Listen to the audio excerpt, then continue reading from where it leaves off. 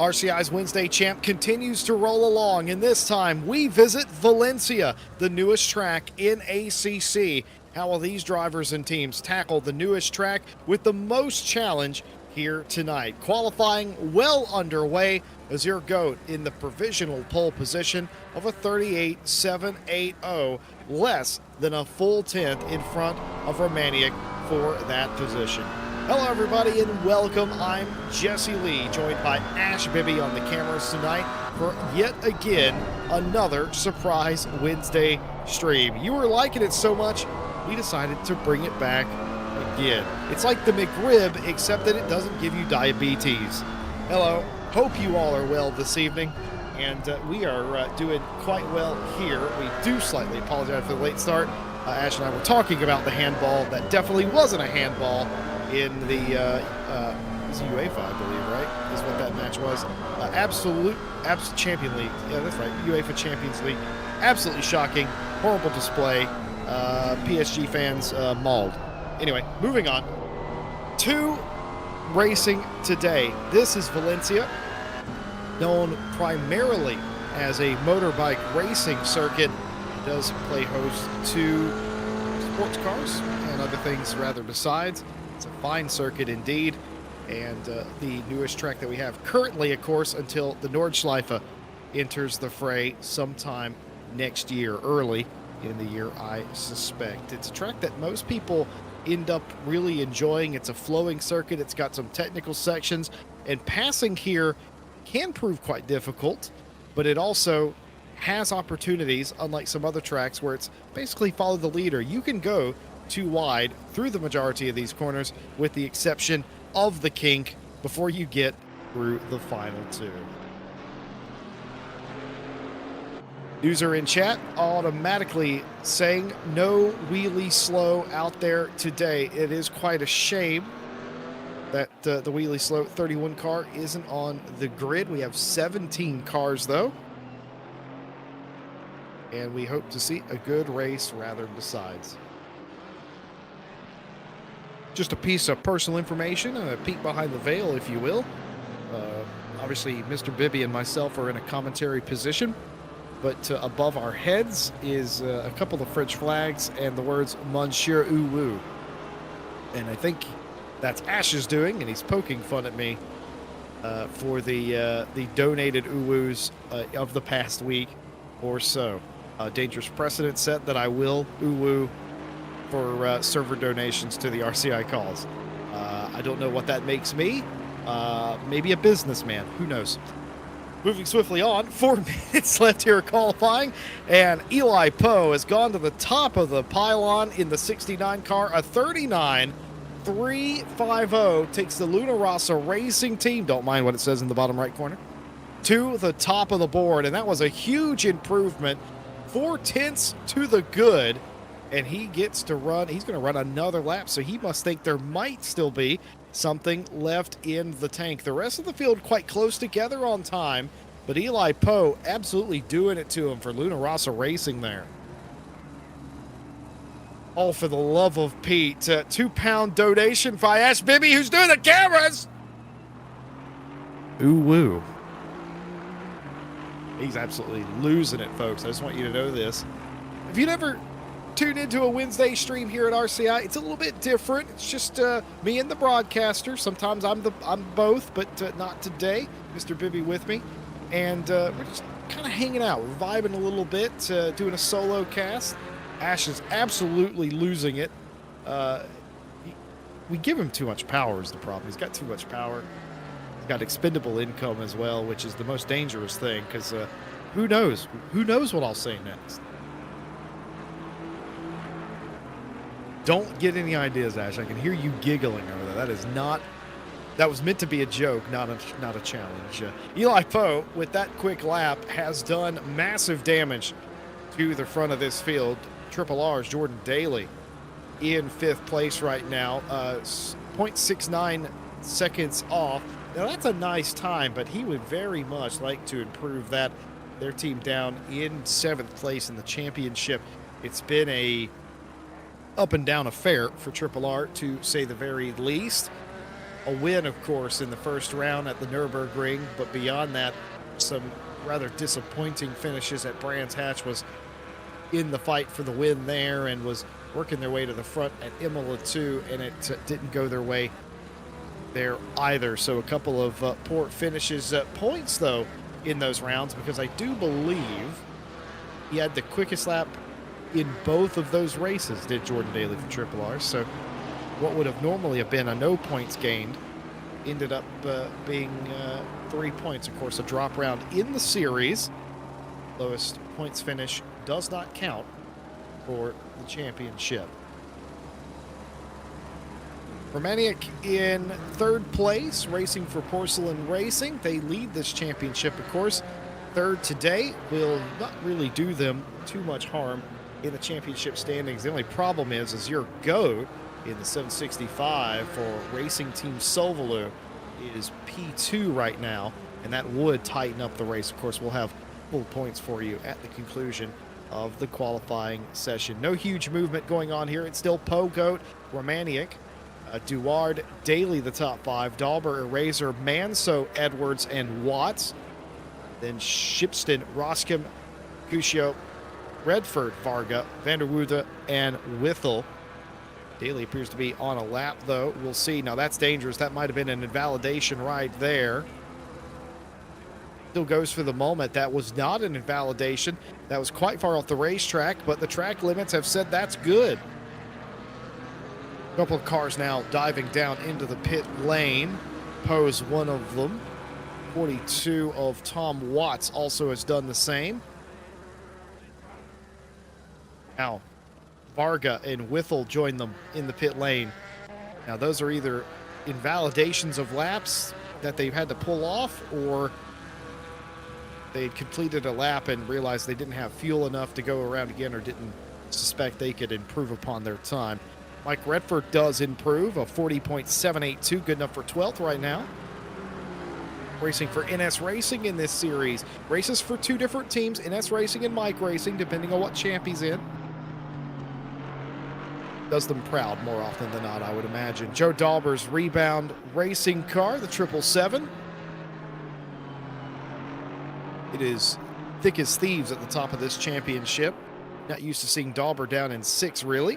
Usually a top 5 driver. But looking at the names in front of them, quite easy to see why Dauber and Razor may be 6th and 7th here. All these drivers quite close, mind you.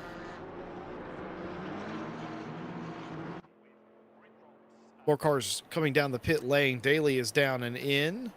No improvement there. Tom Shipston improves, a 40.257 for Ground Zero Racing. Puts them up in 7th place.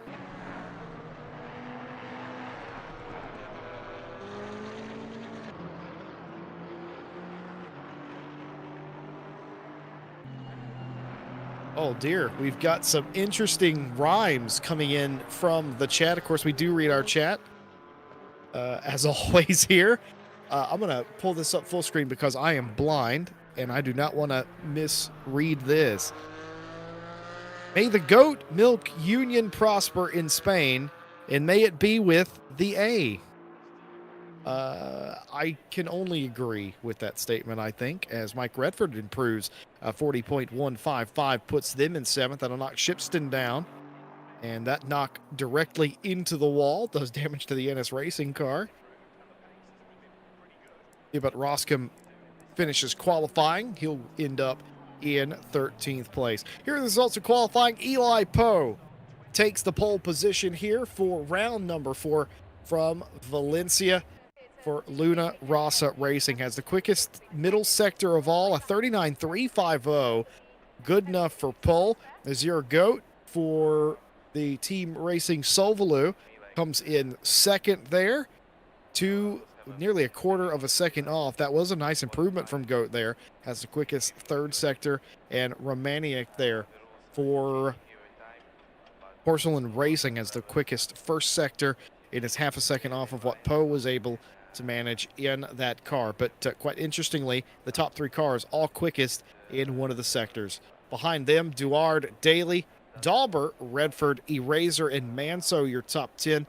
Edwards, Watts, Roscom, Cuscio, Varga, Vanderwoude, and Whittle is your starters here today. And here are how your silver class will line up, of course. Not overall points. It is points in class. Shipston, Manso, and Watts, your top 3. And wow, it is a Chevrolet lockout of the top 4 positions. And that is strange, folks, because typically the Chevrolet is not known to be the best car, but maybe with the BOP it is around here, because it's hard to argue with that.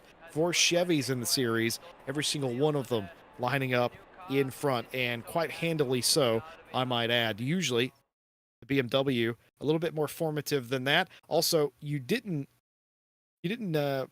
think you saw what you saw. You saw what you saw. That is a Maserati on the grid this week. Well, we promised you championship standings, and here they are. We'll start off with the Pro Class today, and this is how it's all stacked up thus far. Porcelain Racing, the 229, has done excellent work. They have completely erased the gap created by the not-so-stellar first round at the Nürburgring, and they have taken control of this championship. 82 points to their name. Racing Team Solvalu has hung in there quite nicely as well, 68 P2. Luna Rossa Racing, who's on pole today, has gained another 4 championship points by virtue of getting on pole. If they finish anywhere near the podium today, they'll still, of course, take those bonus points, and it will pretty much knot it up between them and Sovalu as it stands right now. But we got a lot of racing left to go. As it stands, 62 points. It will likely end up being 66 points technically as they run right now. G League Esports in the 23 in fourth place, 57 points, 699 Racing rounds out the top 5 with 52. NS Racing in the 19 with 46 points. Triple R on 43 right behind them. Race Ventura on 36. Whittles Wizards on 32, tied with Rebound Racing for 9th. And that's your top 10. Outside of that, Steady Start Racing Blue with 30 points, 2 points in front of Green Team EV with 28. The 313 Simulation Esport team on 23. And Buffalo's Stampede on 8. Rebound Racing in the Mercedes, the 777, active in the championship. No points, though. The other Rebound Racing car, the Caladiad number 30, has retired from the championship. Silver looks a little bit like this. It's similar, not quite a carbon copy, but quite similar indeed to how Pro has stacked up. As championship still going on here deep into the season. Ground Zeroes Racing, number 60, out in front, 82 points to their haul. RPMS SimSport, Portuguese team, with 76 right on their heels. Wheelie Slow Racing on 67, though they will likely fall down the order a little bit because they are not here today. All the drivers busy away on other assignments. In fourth place, Dropping the Hammer Racing on 56 points. Squadra Corsa Giulia on 49 rounds out the top 5. Behind them, Team Monkey Racing on 43, nipping at their heels. McFly RPMS SimSport on 36. The 7-4 SNS Simunation Esport team has 23 points. The Alexander Vanderdander number 38 car, active in the championship, new entry in the Maserati, still out here racing that car. Incredible stuff, making their debut today. And QV Motorsports and anyone else with a dash has retired from the championship. Bet you didn't think I was going to nail that name first try after never seeing it, but that's what you get with me. Professional levels of idiocy.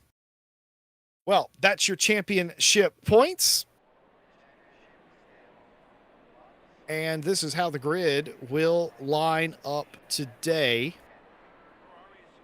Eli Poe out in front, and this is perfect for Luna Rossa Racing. If they're able to come home today with the quick lap, already got the pole position and the win, they would catapult themselves into a championship winning position, or potentially a championship winning position nonetheless. And that would be to the dismay of Porcelain and Sovalu, who are their nearest rivals thus far in this series. Don't take anything away from G League or Triple R. They're still there inside the top 5 as well. If anything goes wrong, those cars can certainly get in the mix quite easily. I wonder what's on the cards for NS Racing there as well. The front of the grid. Ground Zero Racing, of course, continuing their good work in the Hot Wheels liveried Camaro. It's not a Hot Wheels liveried car, but it certainly looks like one I owned as a kid. Just on a different generation of Camaro, though. We do apologize if some of the liveries haven't shown up here this evening. Technical difficulties being what they are, we do apologize. But not a whole lot we can do about that now. 17 cars, and one of those cars being a Maserati. Now that's interesting because the Maserati is not a particularly terrible GT4 car, but if you're uninitiated, you may not realize that that car doesn't have ABS, it doesn't have traction control, and it might have an A-Track player in it for all I know, but If you don't know what an 8-track player is, ask your parents. And if they don't know, ask your grandparents. But it is quite a bit of old tech, that car. Quite a handful in the best of times. Definitely a handful in the wet. Some drivers in this field know exactly what it's like to drive that car. I'm quite sure Joe Dauber's entered it in a championship prior. He would know what that's like. But absolute mad lad is Van der Woode here today. 10 seconds. Mike Redford lamenting the difficulty. I don't know if he's lamenting the difficulty of the track or the car today. Joe Dauber asking for last-second setups. You love to see it. You know, if you're looking for last-second setups, too late now, but you could have went to Go Setups. They offer esports level setups and safer alternatives that anybody can drive. Go Setups, the current favorite of ACC drivers, I would have to say.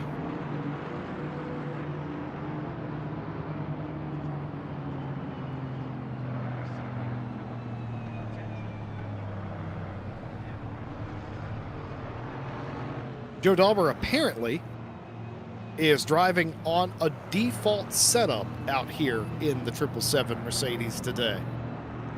Now that is incredible as well. Sometimes the base setups aren't particularly bad. In fact, most tuners will tell you, start with the base, figure out what you don't like about it, and then work from there. A good shout, in my opinion.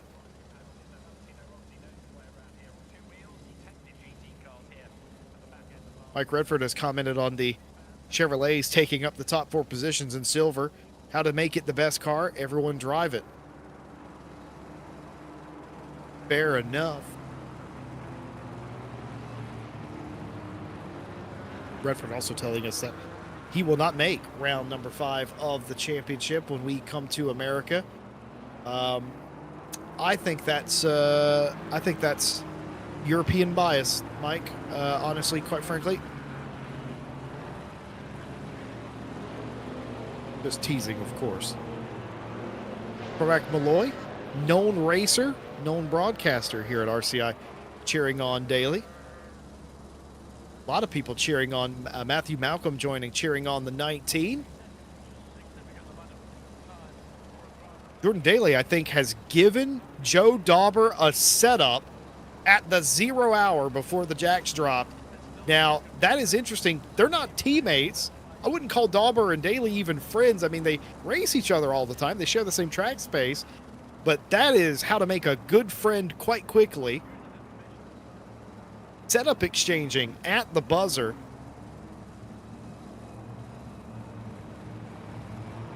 Oh, Mike Redford will miss the finale in South Africa, not the Circuit Americas race next week. I would like to rescind my previous point for Mike Redford. Here we go.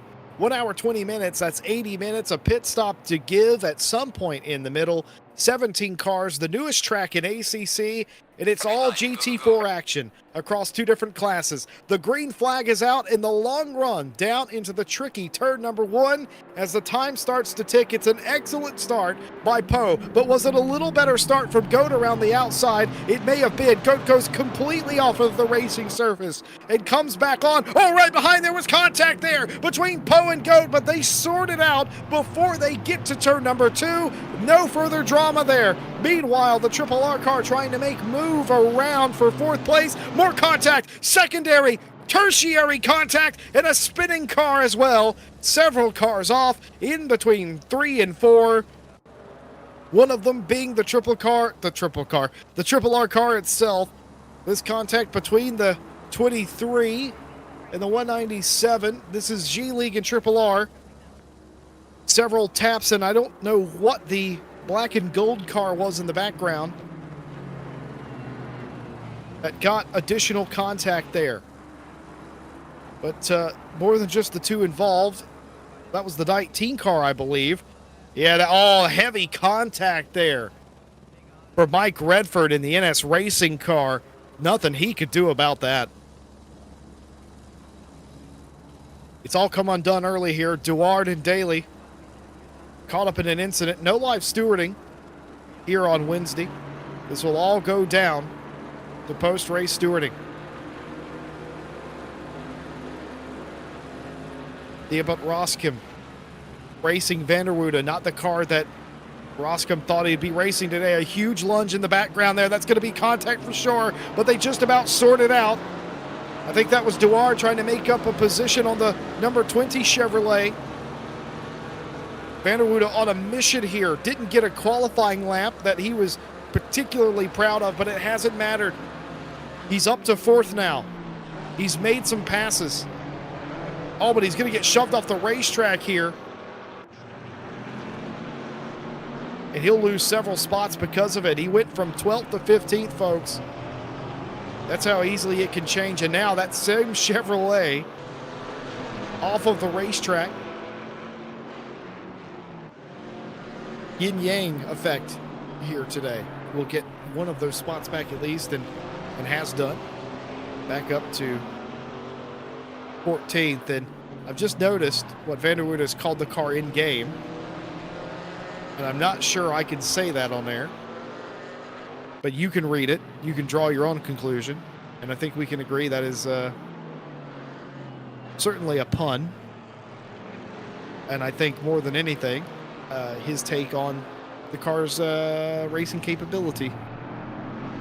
Meanwhile, up in front, Joe Dauber holds on to 5th place here. He promoted up, of course, the contact earlier on. And now he's working on 4th place, going around the outside here. A dangerous proposition, but they somehow make it work. Mike Redford giving him the room. Joe Dauber not taking more than necessary. There's contact now. More contact indeed.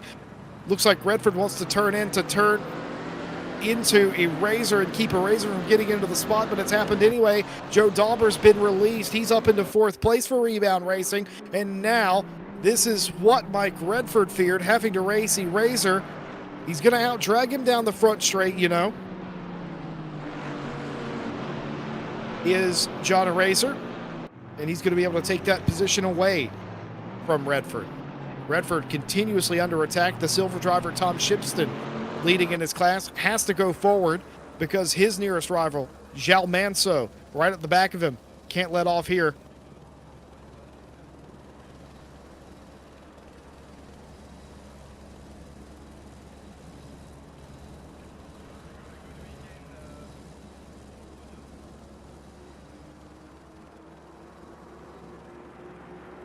Matthew Malcolm saying that why Mike Redford might not be in the NS Racing 19. Matthew Malcolm might join the fray for that car. I think that's... Oh my goodness, it's a huge dive here by the Hot Wheels Camaro. The flames make it go quicker, but it doesn't help the braking ability. And now, Tom Shipston has lost the lead in the silver class on that maneuver. João will simply just drive past the scene. And RPMS now lead in the silver class in an anime car.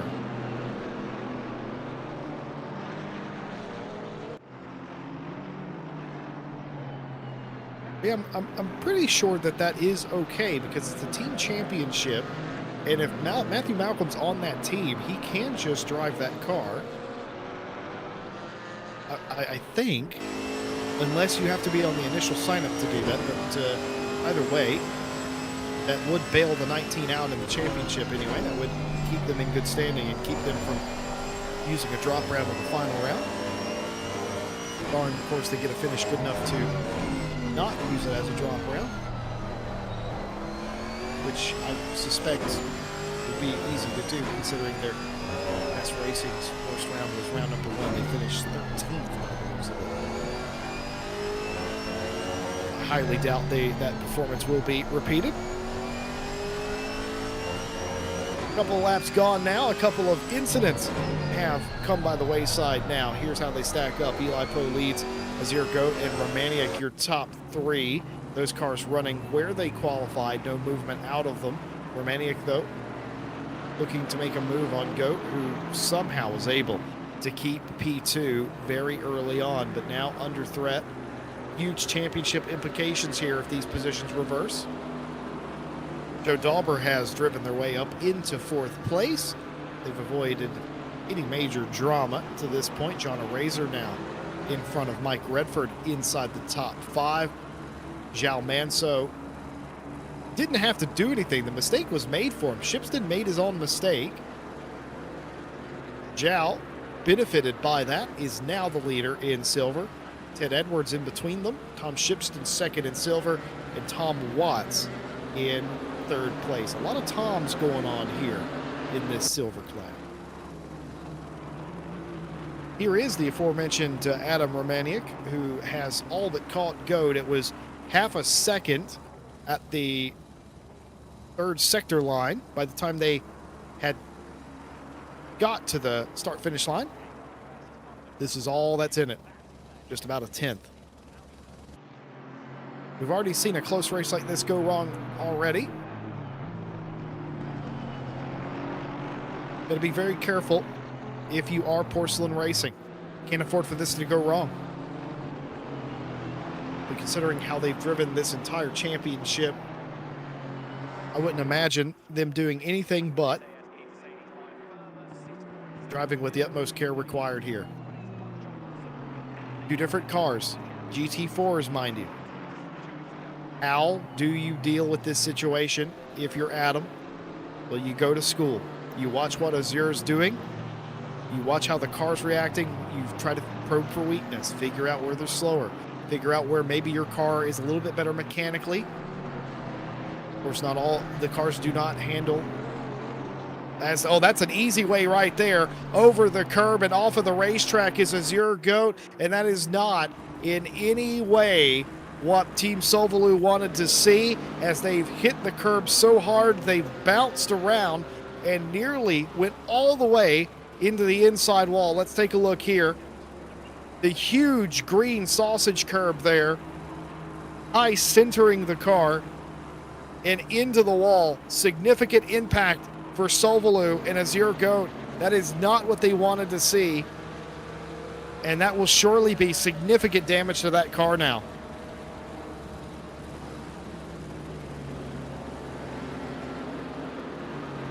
Job done. If you're Porcelain,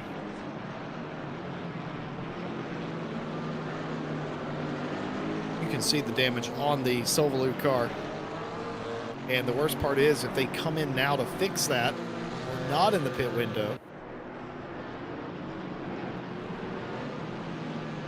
Meaning that they would have to come in a second time. And I likely don't have to explain how 2 is a bigger number than 1.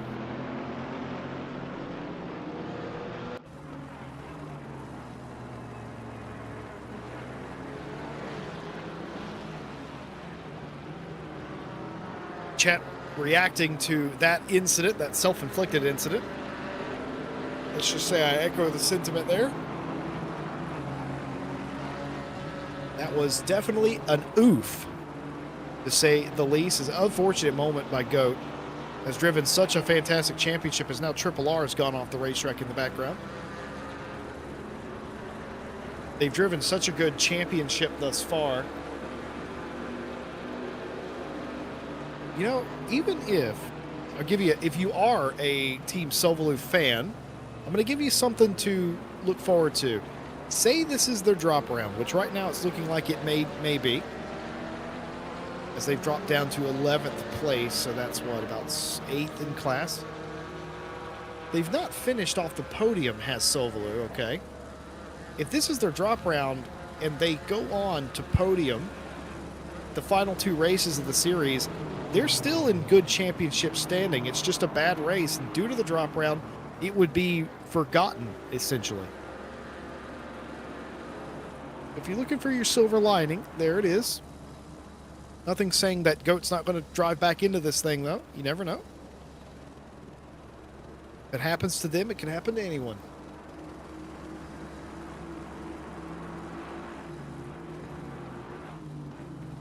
All these cars quite close to one another.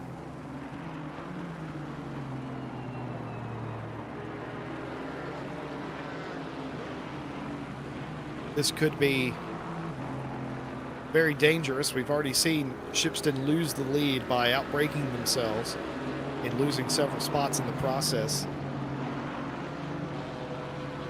We've one of the consistent traits of Valencia as a racetrack is there's no respite at all. You make a mistake, you pay for it hard. You see the about Roscom car hitting the curb there. Not quite as hard as Goat did, but still popped the car in the air. Scary moment with limited traction for sure. On the initial start, Goat was side by side with Poe, and because they went exceedingly wide there, they had to immediately defend from Romaniuk and Redford, I believe it was at the time.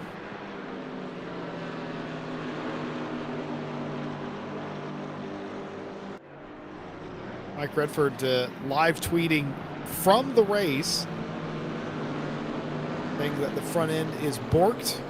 I don't know. Oh, they're talking about their car, of course. Yes, of course. They're talking about the NS car whenever the accident happened in front of them and ran into the back of the Triple R car. Yes. Mike Redford letting us know a personal update on his car. So what he means by that, obviously it's borked, meaning that it's broken, and he likely doesn't have any turn-in ability, and I would assume it's loose off too, because it's not biting. So he's sort of driving around here wounded inside the top 5 is Mike Redford. Mike Redford, one of the drivers that's known to type and drive. Now, if you're doing that in a simulator, you know, we have no rules against that, but please don't text and drive on the road.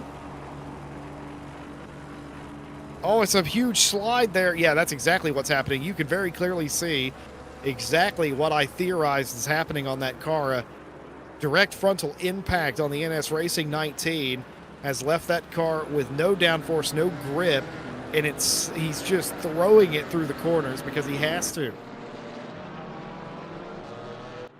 Very dramatic slide. Ashbibi reckons we're watching Fast and Furious Tokyo Drift out here, and we might as well be. Mike, whenever you're done, I'm going to need a 10-second lesson on drift if you don't mind.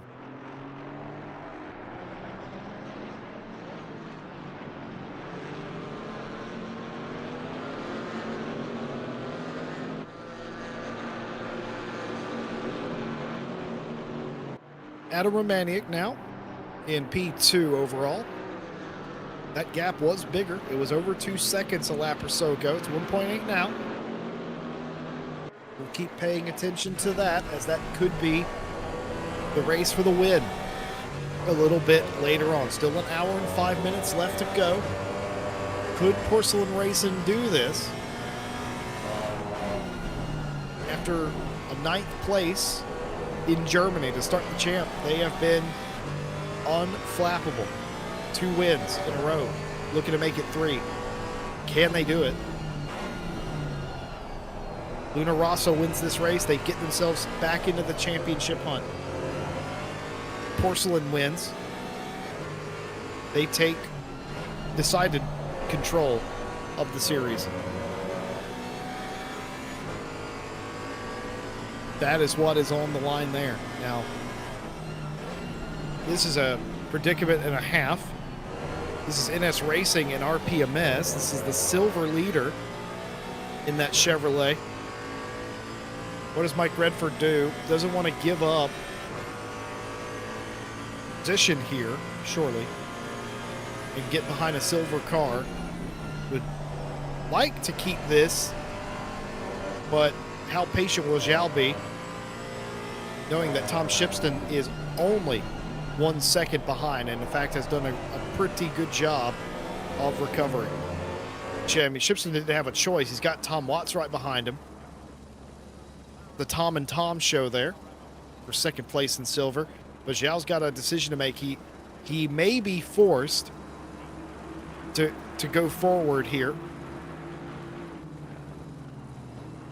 And if Zhao knows that the NS car's ailing at all, he wouldn't need to be told that. Sometimes as a driver, you can just tell when a car's not right.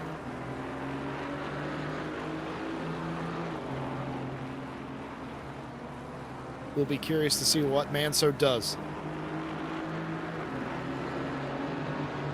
Zhao will know that just as easily as they've taken the lead here in the silver class, it can be taken away from them if they get into fight with a driver in another class or even a driver in their own class. It's that close.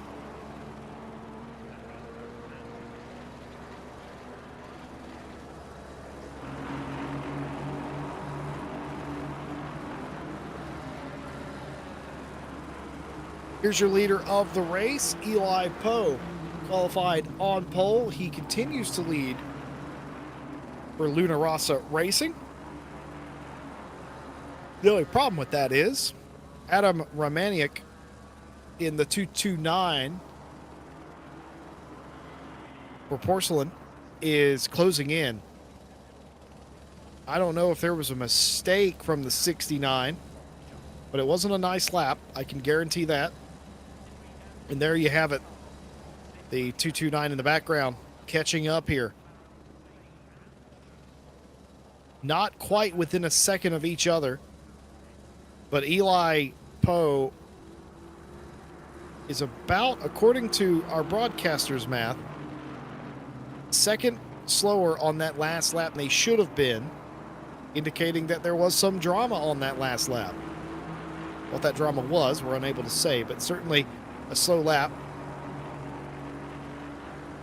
I would imagine a curb, likely through this section right here, one lap ago. Easy to lose time here.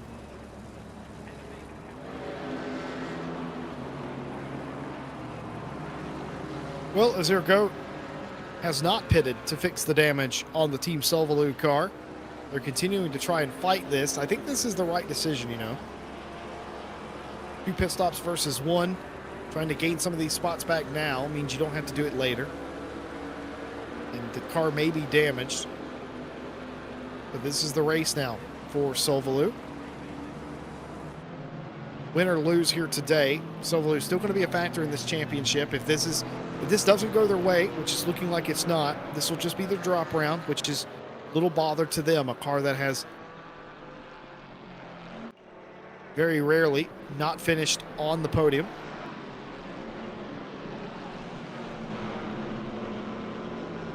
Not at all have they failed to finish on the podium, I should probably say.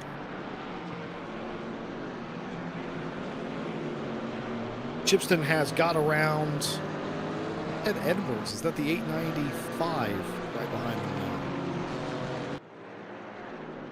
now? It must be. So Tom Watts has gotten around Edwards, and so has Shipston, I believe. And there appears to have been contact. Let's take a look at a race replay. The 60 down the inside. Ted Edwards turns in a little bit of contact there. That's what the flashing lights for Ted Edwards about. Ted feels hard done by that. He's going to roll off the racetrack here. He's out-braked himself, has Race Ventura. So easy to get that wrong. It looks easy, academic even from our camera that we have. But in reality, oh my goodness, nearly calamity there as the Race Ventura car slides. It was a slow, lazy slide, and it nearly caught a couple of cars unaware. Ted Edwards losing spots here. Several of them have gone by the wayside. Duard, Roscom Vargas through. Something's wrong with this car. Something's very wrong with this car, and there it is. A huge accident there for Ted Edwards, and that's going to be a retirement from the race. The 895 of Race Ventura has retired. Something was wrong with that car before that happened.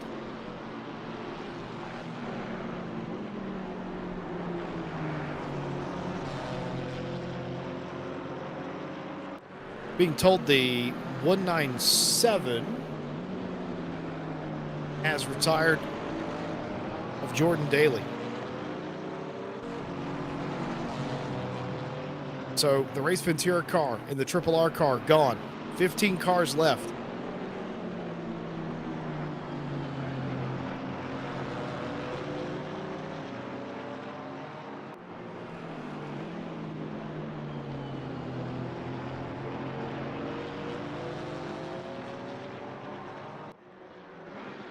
Getting some more information here into the box from some of the other cars. I think that's Dinak who's telling us that front end's got some serious damage. We're going to try and push as much as we can until the end. I mean, that is what is required, isn't it? It's not an enviable position, but it's an admirable one, trying to push through. We appreciate the update, but it's smart. I mean, you don't know. I mean, we saw what happened to Ted Edwards right there, right? We saw what happened on the initial start as well. There was a lot of contact between several cars.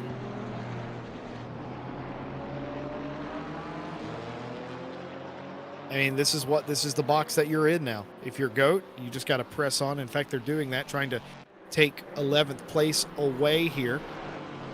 Ted Edwards joined us in chat for Race Ventura. Tires were dead and had no brakes. We could see that. We appreciate the confirmation. But yeah, that's kind of what we theorized. Something was very wrong with that race car. I'm just lucky that was a sim racing crash and not a real one, because that was absolutely frightening to watch. I hope your hands weren't in the wheel when that happened. But beyond that, we do appreciate the report, Ted. Better luck next time. That was an awful situation for sure.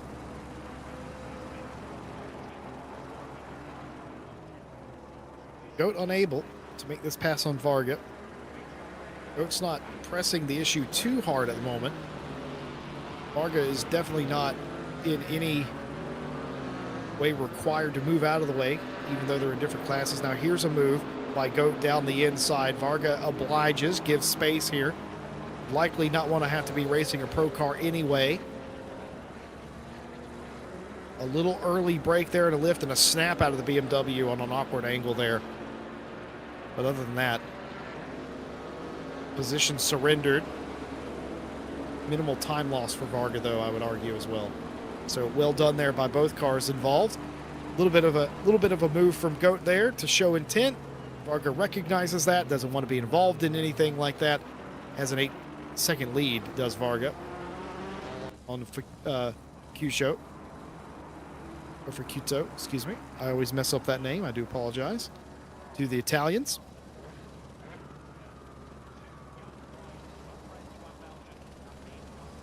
Of course, English not my first language.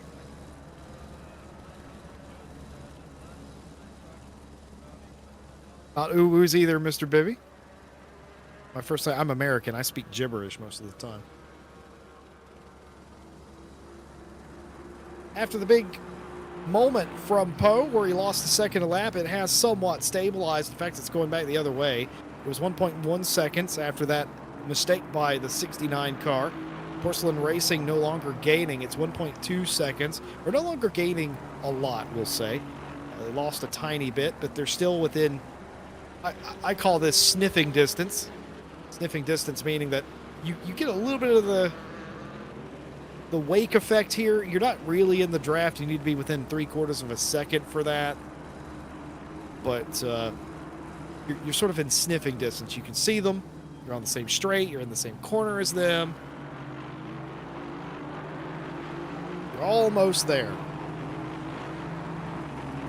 Ooh-woos from the chat here. Go on. This is an ooh-woo friendly stream, apparently.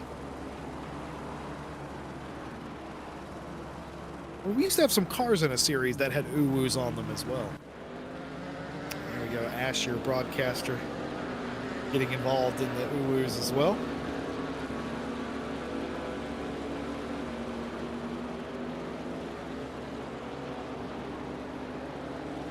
Valencia, a very tough racetrack.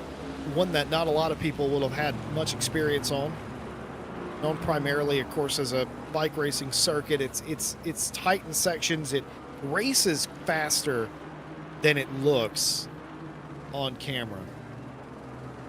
I will not, Ash, I will not do that. That is appropriation that I am not okay with doing. I will not do that. Correct. Oh my goodness. I will not I will not do an uwu in an accent that I do not have ancestry from. I am not Chinese, so I refuse to refuse to do that. I can give a Canadian uwu though. I can do that. That is something I can do. But that would just require me to say A on the end of it. But, yeah. Ooh, eh? Don't worry, I'm part Canadian. I'm part a lot of things, as all of us are here in America. So I can get away with it. I'm not Chinese though, so I can't do a Chinese one. Zhao Manso for RPMS. There's a race going on. RPMS in 6th place has a interesting dilemma on its hands. He's not been able to dispatch of Mike Redford here, and the problem with that is I think Tom Watson, Shipston. Watson's got by Shipston, of course, but they're all being dragged back together. The 3 leading Chevrolets, who kind of came apart earlier on, have all been forced back together here.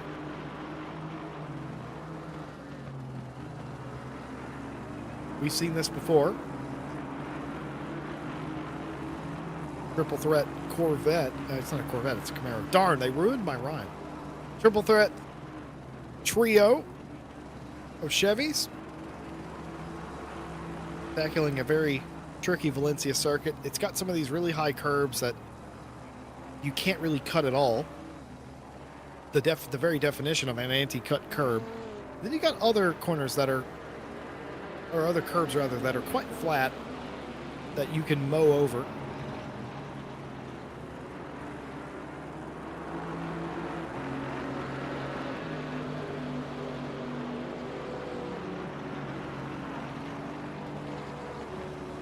Those 3 cars quite close. I wonder if it's just a matter of if anyone makes a mistake. A pit stop on the cards here for everybody involved. Poe continues to height Romaniac along. I think that's the proper term, because almost like a yo-yo effect, in fact, between those two. One sector line they'll go through and it's ballooned out a couple of tenths. The next sector line they come through and it's all erased again. Wait, the top too. Oh, and now there has been contact. Zhao Manso has tried to go around Mike Redford here, and it's led to contact. Redford on the outside. Manso down the inside led to contact there, and something additional has happened after that we haven't seen. Okay, now this is very interesting scenes here, because Redford had lost out to Manso and Watts at some point after that replay ended, but now Mike Redford for NS Racing back out in front now, back up into 5th place. Manso and Watts are back behind. Now, I don't know how that would have occurred if both Manso and Watts backed off to give Redford the spot back. That might be some of the most interesting cooperation I've ever seen. That is unless maybe Manso and Watts got side by side and a Razor just drove back by them. I'm very unclear, but the race still very on here. Redford doesn't want to be in this position, and he's about to be shunted off the track. Redford punted off the racetrack. The lights flashing, a furious Mike Redford. More contact there for NS Racing, and that has allowed Manso, Watson, Shipston to go through. Duard is through as well. Mike Redford down to 10th now. And that's bad, because that actually lost Redford a spot in class. 4th place has been given up. Theobald Roscom has gotten through as well, so he's lost multiple spots in class. He has. Mike Redford will be furious about that. Oh my goodness, Mike Redford goes for a huge send, and he just about gets in there. The car wiggles under braking and creates contact there, and he's going for it again. Another big move here. He is cutting through this field. In all my days, I've not seen anything quite like this.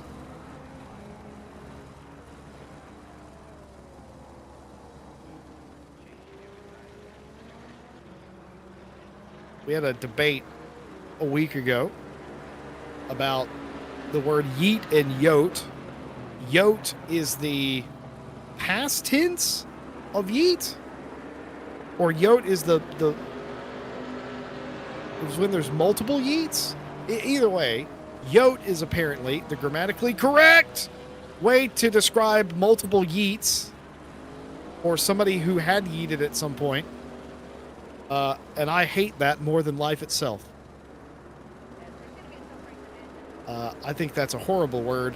I'm not even a huge fan of yeet. But grammatically correct sentence, that was a couple of yotes from Mike Redford. Yeah, it's just weird, isn't it? It's just weird to say.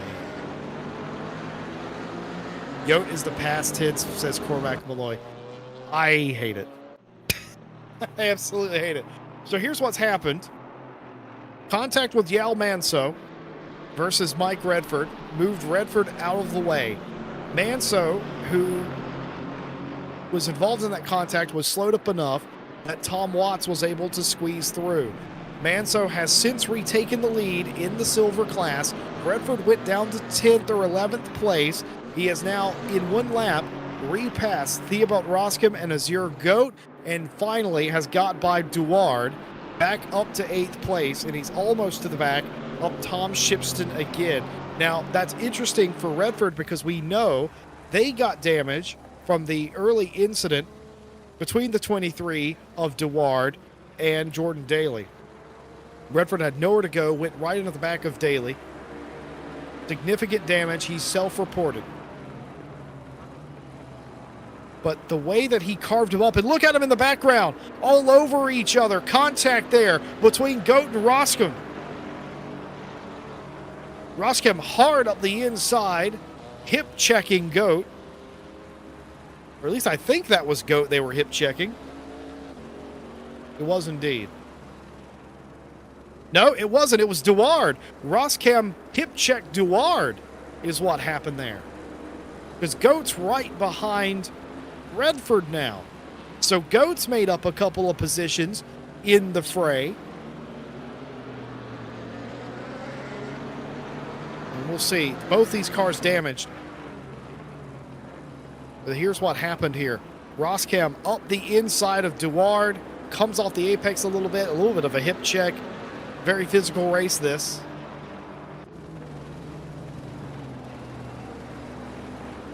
Mike Redford's come down pit lane, and that's a problem because the pit window is not open. I worry, could this be a retirement for NS Racing, or has Redford determined that he just can't keep going with the damage? Maybe he doesn't want to be involved in that fight. He's down and away quite quickly, in fact. Was Redford there. 43 seconds line to line. I'd say that's quite quick indeed. Unknown what he did there. He may have unchecked fuel and tires and just did damage.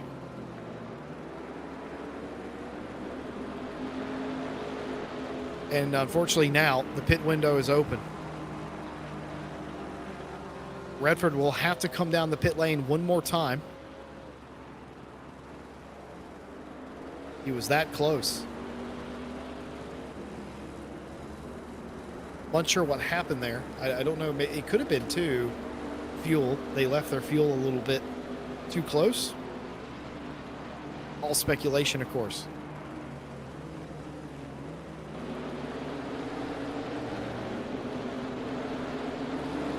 Romaniuk into the pit lane. Poe continues on, doesn't come in. Tom Shipston from ground zero into the pit lane as well.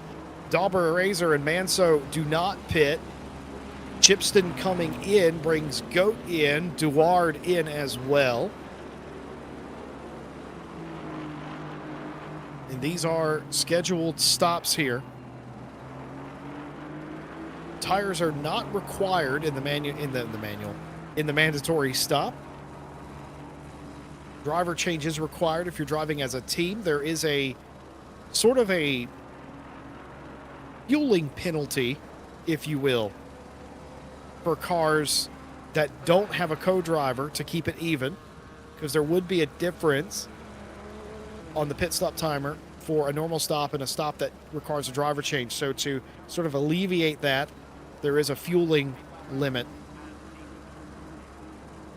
And that's a minimum limit, not a maximum limit, of course.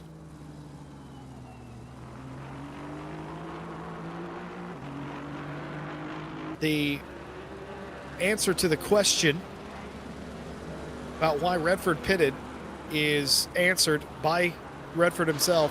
Guess who was 1 lap short on fuel? Absolutely crushing. So that explains the very quick stop. Now the 19 back in the pit lane again. This will be the full service, of course. So what Mike would have done there is taken a few liters of fuel, just enough to get back around, come in. Redford was just short too. 1 lap, no more than 3 liters in these cars, short of fuel. Heads up driving, though, to not run out.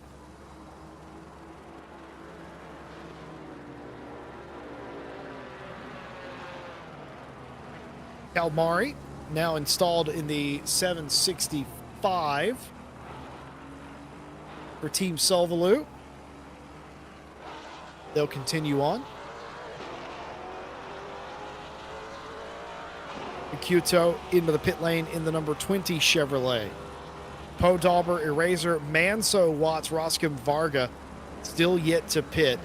Vanderwoode in the Maserati has yet to pit, and Keith Whittle yet to pit as well for Whittle's Wizards.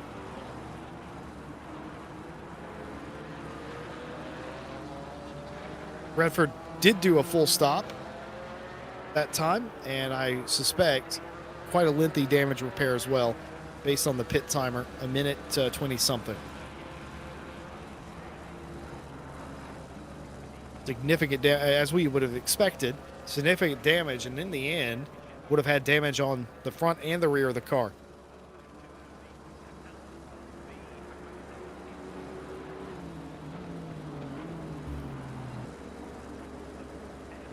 Short pit window designed to give people a little bit of wiggle room.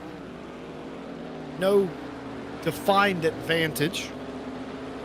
Not saying that there can't be one. There certainly have been weaponized pit stops in this series. They're always brilliant.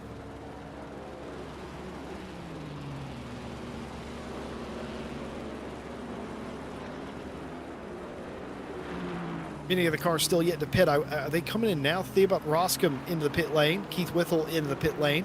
But nobody else. I think a lot of them are going to push it right to the end. Slightly unusual. Normally everybody splits. But maybe they're splitting the race, not the timer, or not the pit window timer, which would also make perfect sense. Just want to say to anybody out there watching today, got a decent crowd on hand. Well, first of all, thank you very much for spending a little bit of your Wednesday night with us here at RCI. No matter if you're here just to watch the race or you're here to cheer on your teammates, colleagues, friends, sometimes even partners, in fact, in these races. We just thank you for being here. We hope that you're entertained. I'm Jesse Lee. I'm your commentator this evening with Ash Bibby behind the cameras. And Wednesday streams, a little bit different than what we normally do here at RCI, admittedly. Usually we're multiple commentators and it's a high energy. This is sort of a more chill stream. Just come in and hang out. Lo-fi racing to chill and study to. How about that? Is what you get here on Wednesday. We want to cover the team champ because it is quite interesting indeed, and it certainly has lived up to that here today at ACC's newest track, Valencia. Vanderwoode has received a drive-through penalty. That's for minor speeding in the pit lane, unless it isn't, and then it's for track limits, but I suspect that is for minor speeding in the pit lane. I don't think there's a pit limiter in the Maserati either, is there? I don't believe there is. So you're trying to, you know what the pit limit is? It's 50 kilometers an hour. And you're trying to match that manually. Can be a bit of a problem. Arga into the pit lane in the 508 BMW. That leaves the top 5 who have yet to pit. Manso continues to lead Watts. Neither one of those two cars blinking or flinching, so to speak. Eli Poe continues to lead him around, has the fastest lap in the race. And we're getting close to what I suggested could happen. 69 could claw their way back into this championship with a clean sweep here today. That is pole position, fastest lap, and the win. They're checking all the boxes right now, and they're checking the box for the mandatory stop as they're in this time by.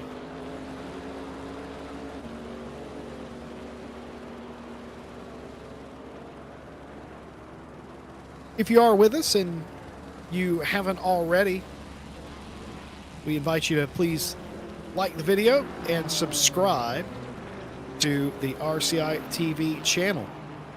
Got races going on all the time around here, of course. We'll be back with you on Saturday for the next round of Night Owl. And yes, I say it like that every single time. And of course, Janetta Cup on Monday as well.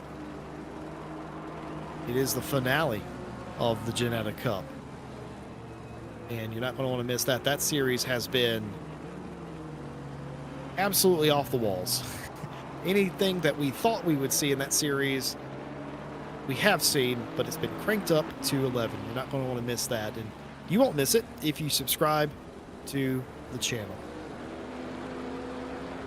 We are +9 subscribers in the past week or so. So if you are one of those +9, thank you very much.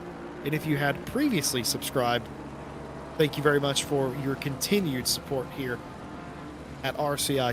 Just watching the video, clicking on the video, leaving a comment, all that stuff. We love that stuff. We love to hear from you.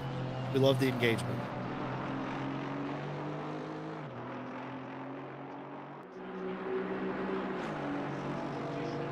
Razor, Manso, Watts, and Shipston came in the previous lap. Joe Dauber left it as late as they possibly could for rebound and are now into the pit lane. And that will complete the cycle of pit stops here today. 1 minute shy of the timer, but of course, nobody could fully maximize the timer, I don't think.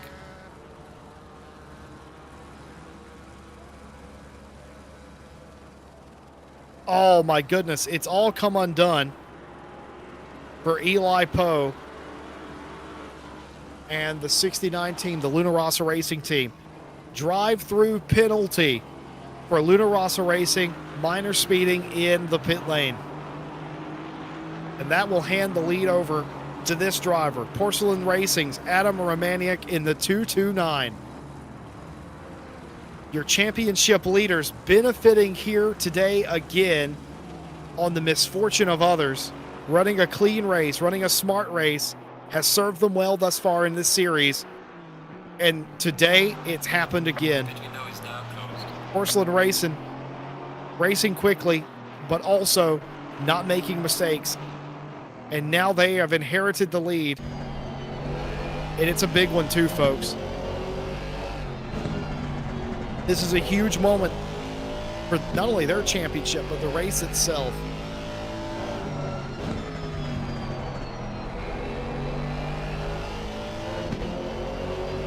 They were chasing 3 wins in a row. They were kept at arm's length by Luna Rossa today.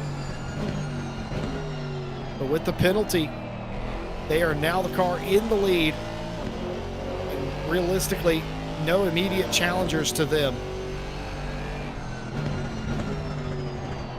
Joe Dauber is going to cycle into P2 for Rebound Racing. John Razor is going to go P3 for 699 Racing, the Swiss team.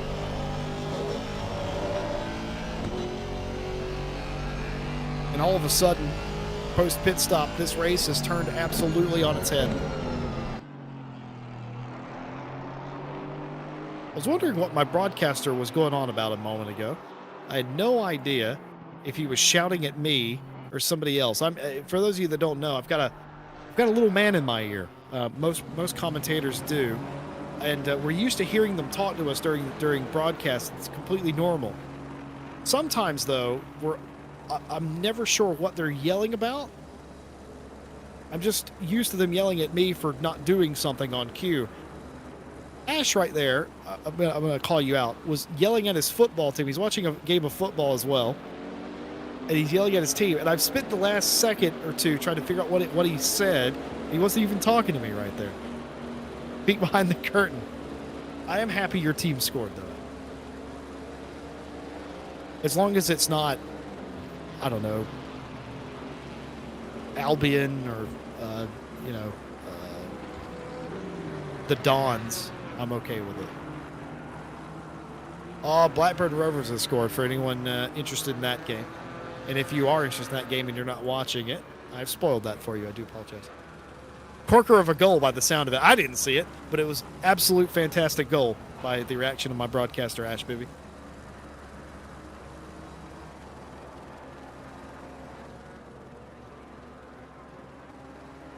Mike Redford's asking, did they win Brand's post penalty?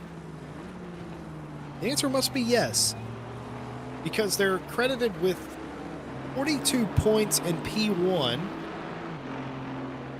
which would mean they still won. Now, I will re-clarify this by looking it up.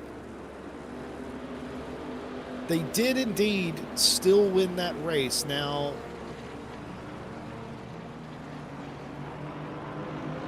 look up the penalty report too and figure out what happened there.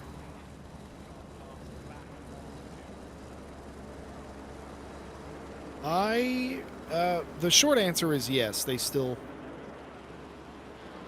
definitely still won that race post penalty.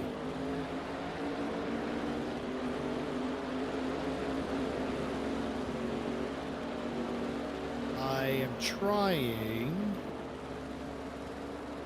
to figure out what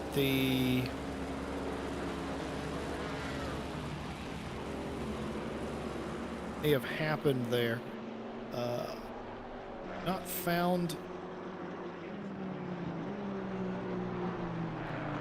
I've not found a penalty that they were actually given yet, but I'm not done yet. I'm just looking. I can look through some of the posted reports, which I am doing, so I'm quite curious.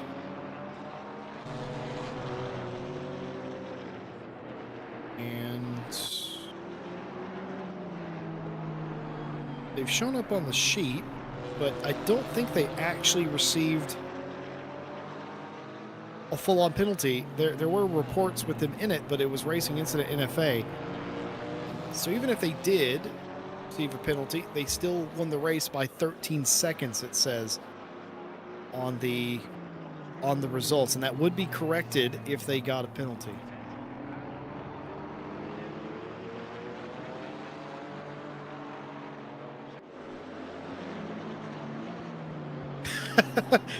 People commenting on Mike Redford talking and driving. A good shout. He's done 2 stops. He's kind of on his own island.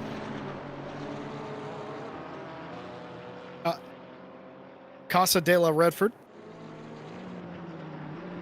A little Spanish there for you people. Didac Calmari.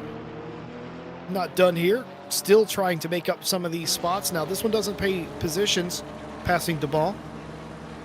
We'll get them closer to Roskem Duard in front.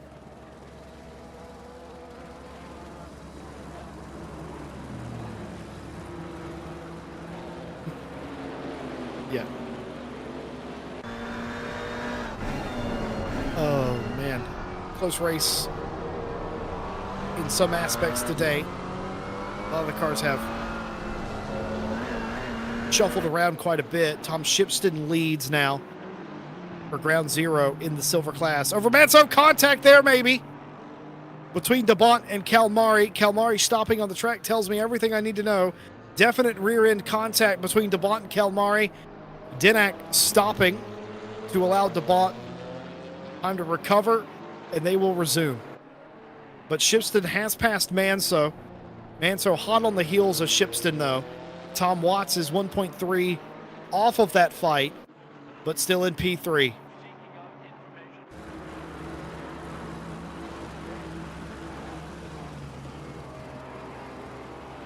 Eight seconds the gap between Romaniuk and Dauber. That is the state of the fight for the lead. Eli Poe has served the drive-through penalty and is right behind John Eraser for P3. Less than a second the gap between those cars. That's quite close considering Poe had to serve that drive-through. That had to have at least been 20-some seconds down pit lane around here. But has a chance to still podium here. All's not lost for Luna Rossa today.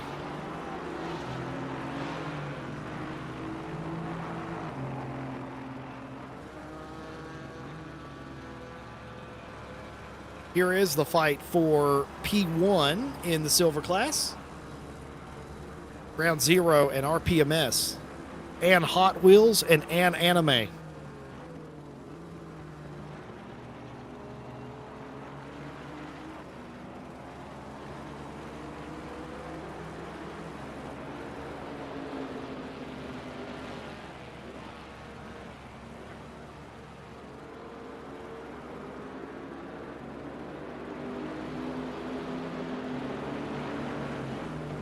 Eli Poe has converted third place. He has gotten in front of Eraser.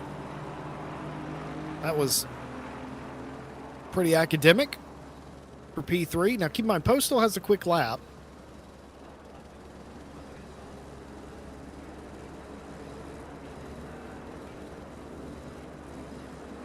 We might even be able to show you the overtake here. This is Poe already out in front of Eraser. If I had to guess, Poe caught Eraser, and Eraser didn't fight that too hard. Unless, I mean, I can't imagine Eraser would just step out of the way for P3, but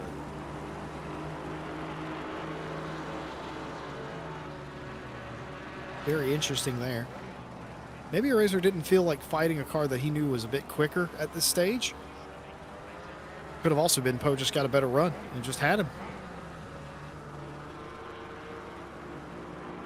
The lead gap is coming down, admittedly. Romaniuk, who had an 8+ second lead, is down to 7.4 now. Back to Joe Dauber for rebound. Racing, that is. And that's not particularly good news for Porcelain here, who's chasing 3 in a row. Tom Shipston's trying to win here today. Got 2 first-place finishes and a second place. That's Ground Zero. Second place at Imola. Lost that race to Zhao in RPMS.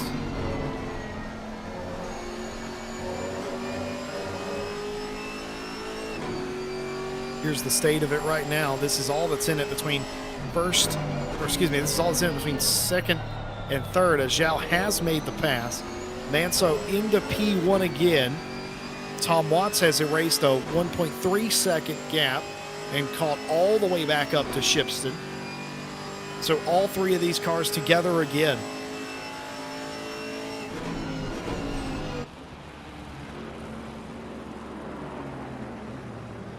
Everybody off the racetrack, completely off is the Ground Zero car, looking up the inside of Manso.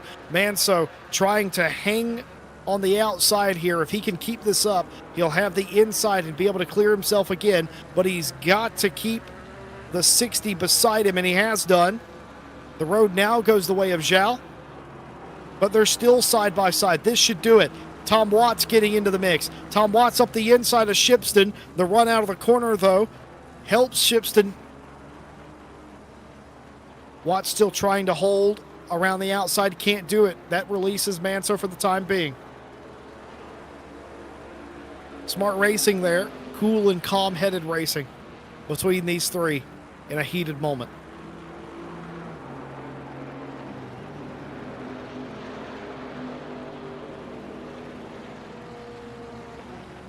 You know, Redford, even with his 2 stops, he is only 2 seconds behind Van der Woede. Not a big deal to him, as that doesn't pay him additional points, does Redford, but still close to somebody. In front of Richard Whittle for Whittle's Wizards right now.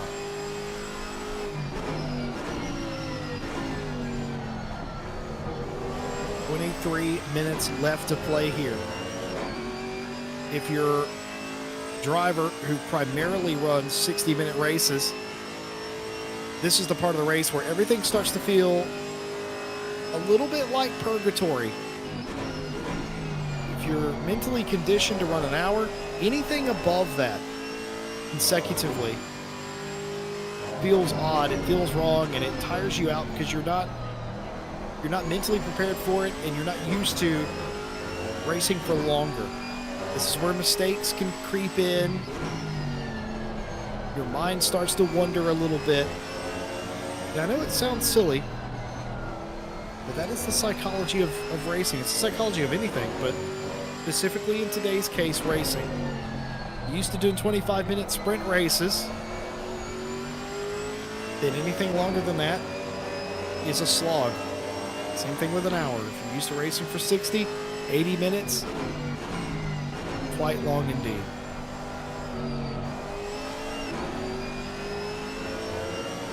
These three been quite close all race long, racing each other. Mostly respectfully, I'd say, but they've been all over each other, as you would expect in these big Chevrolets. A couple of flinches here or there, but no knockout punches.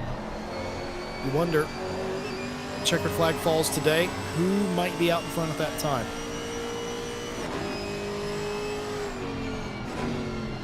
Manso trying to drive away. Hasn't really been able to do that. Has an, I would say, okay sort of gap right here. Bigger gap than potentially he's had in quite some time. Shipston worries a little bit more about keeping P2 than racing first right now. But it's very clear, certain ends of the racetrack, I think Shipston's better than Manso, and it keeps it close, and vice versa on the other end.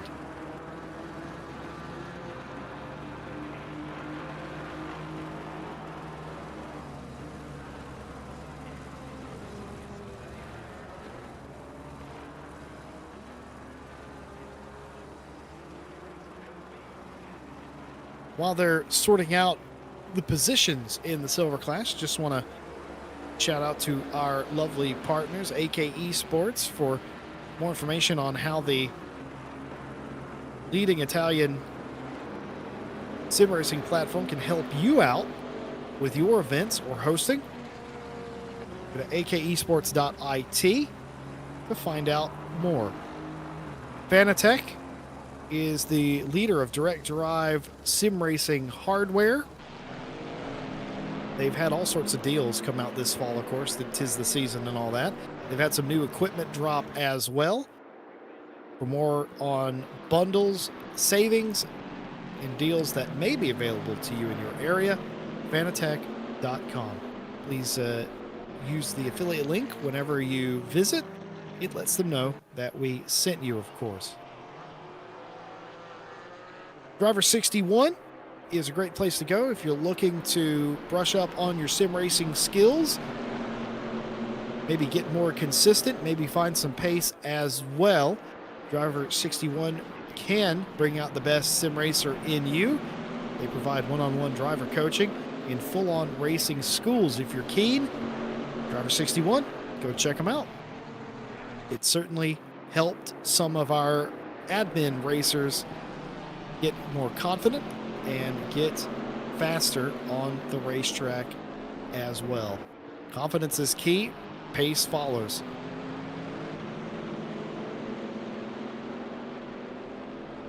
DigitalMotorsport.com is your one-stop shop for sim racing hardware. All the top equipment from all the top brands on one storefront. What more could you ask for? Try their sim rig builder while you're there. Give it a go. Build the sim rig of your budget or the sim rig of your dreams. I absolutely love that sim rig builder. The fact that they thought of that. Pretty darn cool. And last but certainly not least is, of course, Ghost Setups. Ghost Setups are definitely some of the favorite setups to use now. They offer esports level setups and safer alternatives for everyone as well, depending on what your preference is. Ghost Setups. I would reckon a large portion of the field tonight are on 1.9 version Ghost Setups here in this race today.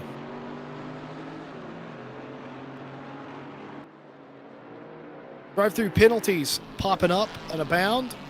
Marco for Squadra Corsa Giulia has gotten themselves a drive-through penalty. That for track limits. Easy to get them here. Sort of surprised it's taken over an hour to find one. With how liberal you can be with some of the turns here. I would have expected it to crop up earlier. It hasn't done, but it has come in waves. Theobald Roskem in the 96 Aston has also received a drive-through penalty from which they have already served. They're back out there for rebound racing.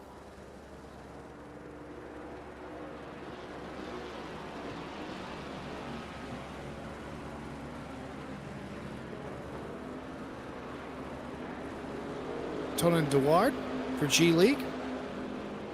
Turning laps under no pressure from anyone behind currently. Finds themselves behind the silver field. The silver silver podium, I should say, not the whole silver field, of course. They're just making laps here, counting down the minutes in this race. They haven't found themselves in the battles. Deward still inside the top 5. Good points there.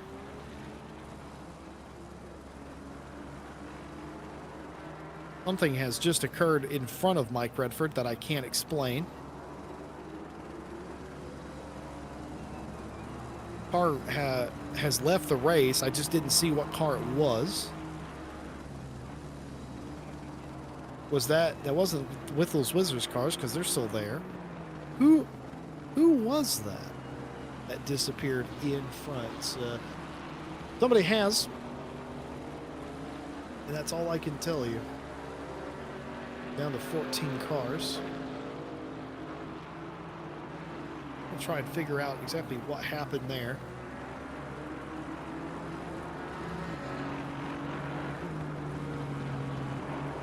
Joe Dalmer, I'm being told. Nope. Nope, yeah, Joe Dalmer's in P2. It was some car was back here, but I've forgotten who was running sort of here. Oh, no, it was Alexander Vanderwoode in the 38. The Maserati is the car that is missing from the roster now. So Vanderwoode, and they've reconnected, so that's a disconnection. That's an internet issue that has removed Alexander Vanderwoode, the Maserati, from the race. I was going to say, that was very strange because the car was in motion when that occurred, and you can't, if you race ACC, you know that in a multiplayer session, you cannot just leave like that unless you Alt F4, but it doesn't look that clean. If you Alt F4, the car drives off into the wall or something.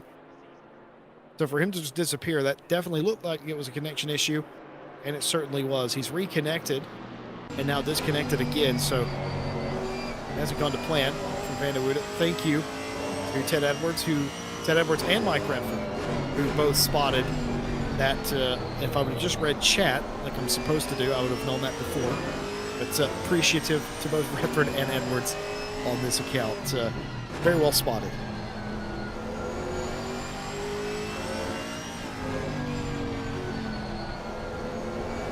Wow, Greffer points out, makes a good point. Same thing that happened to him at the Nürburgring. That was Mike's bad finish there. Just sort of disconnected. Internet can be a fickle thing. Quite complicated. A lot of wires, a lot of noises going back and forth, light patterns. Was it even magic in a wire, I reckon.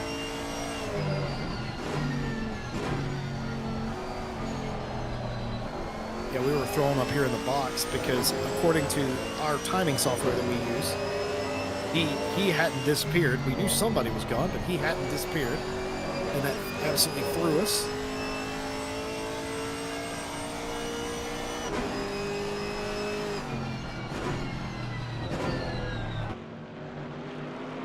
Tom Watts still trying to figure out Tom Shipston. Tom Shipston still trying to get back around Zhao Manso. No change, no movement here.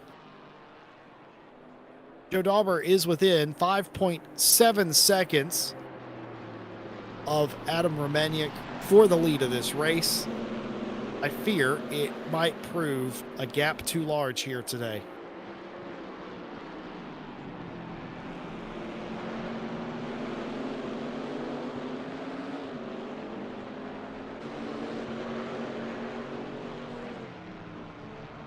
Redford looking like he's going to have an 8th place finish here today.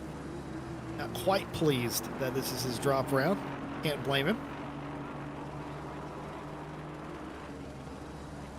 But he's let's be a lesson to all you kids out there. What is he doing? What is the number 19 for NS Racing doing? He's finishing the race. He's not giving up. He's finishing the race. Trying to get points because you never know, right?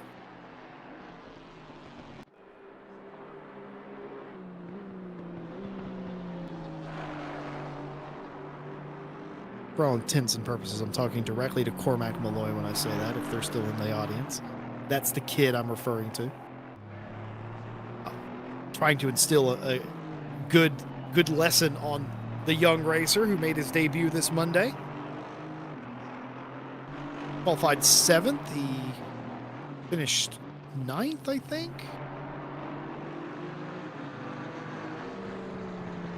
He might have finished better than that. No, you definitely.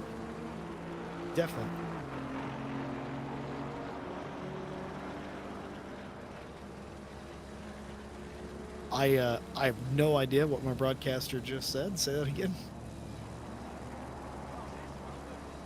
I've been instructed by Ash Bibby to mention that Jay Bubbins, who made their debut last week on Night Out, that they have signed out of Night Out, and I've been told to bring that up on the account that Bubbins and Bibby are, I guess you could say they're related. Yeah, they're brother-in-laws, and because Ash can't do it, I've been instructed to publicly shame Bubbins for doing so. I won't do so, but I will mention that he has done that, and that is a absolute shame to hear.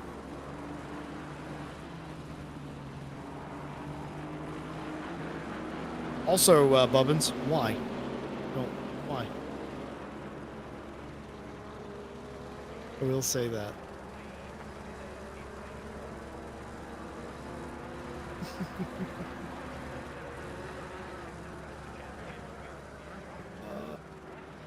Nope, Cormac finished 6th. He qualified 7th. He finished 6th in his class on Monday. So, yeah, did pretty well. Had a couple of incidents, kept going.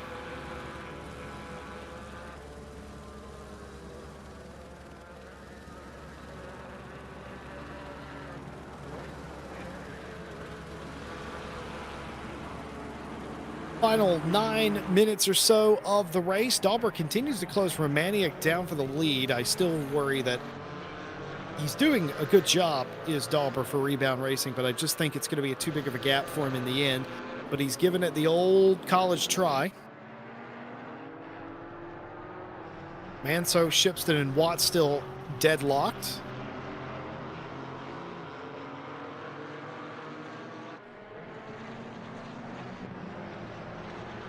Started with 17 cars, down to 14 cars now.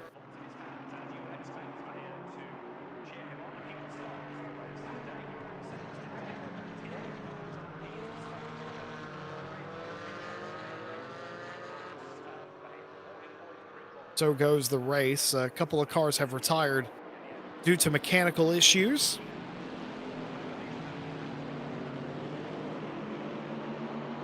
One has lost connection entirely.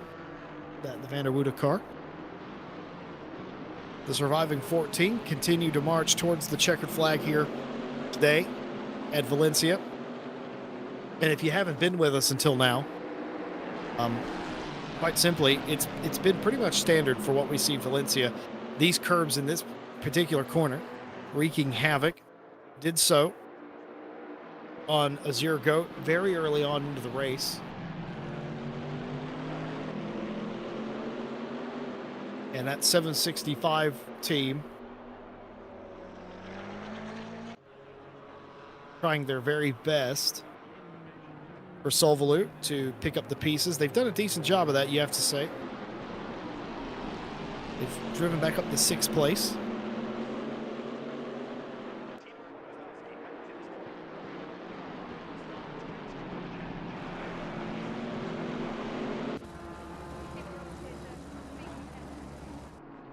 About Roskim in the 96 for Rebound Racing. The Academy Motorsport livery on that car, but that is a Rebound entered Aston. You can see DeBon in front, but I've lost contact with him.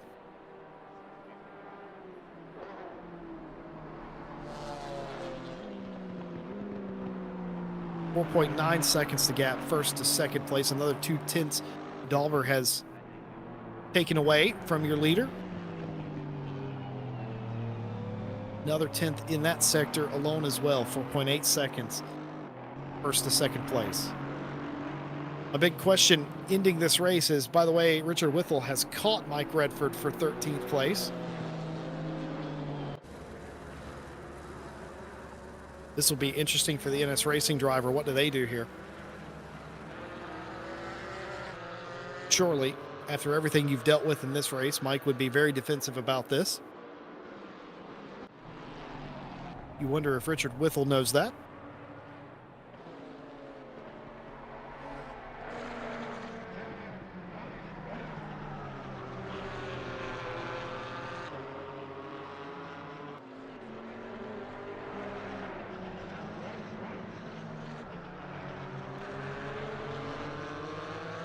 You also wonder what could potentially happen between Manso, Shipston, and Watts. They've kept each other at arm's length after the pit stop. Shipston got out in front of Manso. Manso made the pass, but has been unable to drive away.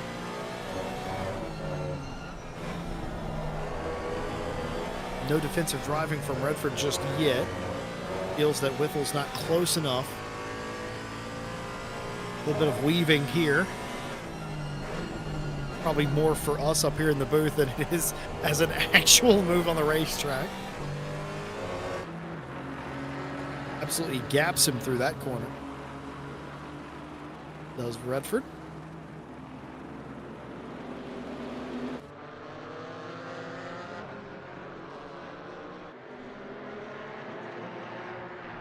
No huge drama there. Well, as we come to the end of this race today, just a reminder, we have a lot of things coming up on the calendar. Of course, oh my goodness, it's happened. Mike Redford has received a drive-through penalty after a huge wiggle. Now, I don't think he actually has to serve this. He could take it as a time penalty, but he is serving it. Oh no, I worry that he might be retiring, because he definitely pulled far to the right there. Oh no, he's just in the lane.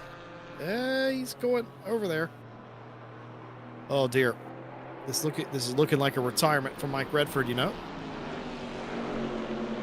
Drive-through penalty for track limits. While these three still have it all to sort out. But as I was saying, a lot going on here at RCI for the moment. night out this Saturday, the finale of the Genetic Cup on Monday. We may be back with you for another Wednesday mystery stream next Wednesday. And in between all of that, a lot of other things you can sign up for. Keep in mind, you can sign up mid-season here at RCI. Just do your pre-qualifying during the week, get on the track for the next race. Not this weekend, but next weekend. The final round of the World Tour, 6 hours of Watkins Glen. The championship finale there, and what has been an excellent series. We'll be live with you all 6 hours from upstate New York for the finale, crown a couple of champions, hand out some hardware. If you're into iRacing or looking to get into iRacing, we may be able to help you out with some iRacing codes. More information on how to get some of those discount codes and get involved in iRacing today, visit our Discord. The link's in the description of the video and also can be found on our website, racerci.com. And if you are interested in some iRacing, Donington Park in the F3 Formula Cars coming up December the 14th. Time to get signed up for that. And Sebring Prototype Challenge on December the 7th. Sebring needs no introduction. Both those races are one-offs, of course. The final event of the Road Racing Season 2 also happening. That's GT4 and Mazda Miata cars, multi-class, the final race in just 2 days. Actually, no, just tomorrow, in fact. Final race of that, it's tomorrow. And that final race, I think, is at Road America. No, it's at Road Atlanta is that race. Thibaut Roscom has responded to me saying that they didn't have the pace to pass the ball and has immediately made me look foolish because Rebound has done that. Roscom has done that and has now moved up inside the top 10. Well done, you. There are some other things that I can see on this list that is upcoming, but I can't talk about it. What I can talk about is our WRC championships that we currently have. Again, join the Discord for that. Go to the WRC section and check out what is currently on offer. We try to cover that as much as we can here in our broadcast as well. Might do a WRC special broadcast at some point as well, where we see drivers setting their actual live times. You know, my commentary partners, John Dalton, streams his runs in the RCI championships, or the rallies, over on Twitch. A lot of different sims, a lot of different things to be excited about. Doesn't matter if you're an ACC driver, iRacing, WRC, and more coming at you this winter from RCI.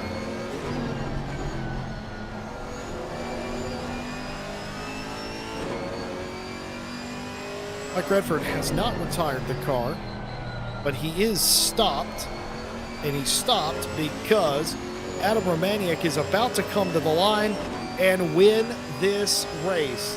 What a beautifully ran race. What a smart race it was for Adam Romaniuk and Porcelain Racing, winning a third race in a row, and they have now taken control of this championship. It's not over and done with yet. 2 rounds left.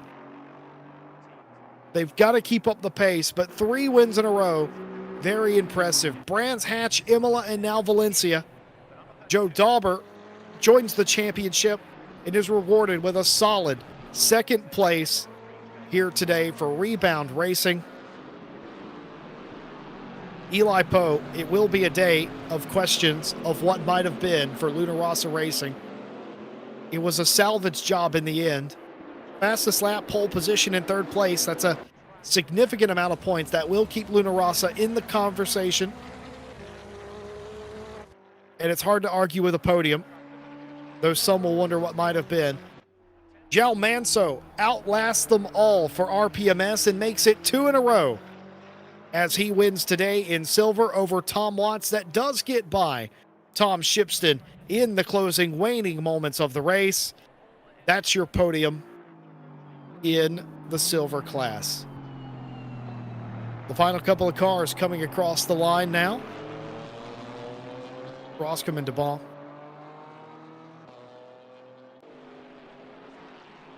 It was a fraught undertaking early on. A lot of contact and drama, but settled quite peacefully. I think we'd all have to agree. Here is the final results of round number 4 of the Wednesday champ here at Valencia. Romaniuk wins it, second in a row. Joe Dauber, Eli Poe, your top 3. Poe has the fastest lap, of course, and also pole position. So massive bonus points there. John Arazer in the 699 coming home 4th. Jal Manso wins it in silver over Watson Shipston. Duard, Kalmarian Goat, Roscom, DeBont and Varga, Acuto, the Withels from Withels Wizards, Mike Redford, your final finisher here today. Vanderwoode, Edwards, and Daly did not finish the race here today. A lot of that mechanical in nature, of course. What a race to have here. I expected there to be significant contact. There always is at Valencia, and there was here today. What I didn't expect was 3 cars, particularly in the silver class, to run nose to tail for the better part of an hour. An excellent job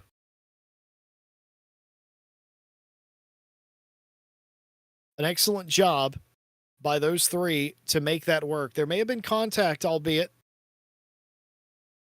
not race ending, and they were able to settle it amongst themselves. And what a show it ended up being. Zhao taking ultimate honors there. Quite proud, you'd have to say, if you're a part of those 3. Tom Watts absolutely is proud, loving it in chat. Holy moly, that was fun. I can imagine those are the kind of races you live for. Valencia is able to oblige in that way. You may be better at one section of the track, even if you're in the same car. Somebody else may be better at another section. All of a sudden, you're back together again. Long drafting front straight as well. The Chevrolets, who we've been kind of iffy on throughout the series, definitely showed to be the dominant car here today. Joe Dahl were not particularly impressed with the BOP. Mike Redford explaining that he was 0.15 over his fuel calculation, and that's what happened. That's why it ended up exactly 1 lap too short. Jal, if you're listening, Tom Watts is congratulating you in the chat as well. And we'll see what happens. Will we be with you next week from Circuit of the Americas in Austin, Texas? I don't know. That's the whole part of the mystery stream. We've made 4 out of 4. Maybe we will be. Maybe we won't. I'm not going to make any promises. One thing's for sure. When you see that notification after you have subscribed and clicked the bell, you'll know first whenever we're going live here on RCI TV. The next broadcast, of course, Night Owl, Ted Edwards, and myself, Cormac behind the cameras, for another riveting round of Night Owl. We hope to see you there. We hope to see you back on Monday. And we would love to see you here on Wednesday as well. So the Ash Bibby presents Night Owl Season 16 continuing on. We'll see you on Saturday. We hope that you have a fantastic rest of your week. I've been Jesse Lee, joined by Ash Bibby. We'll see you next time. And until then, have a good night.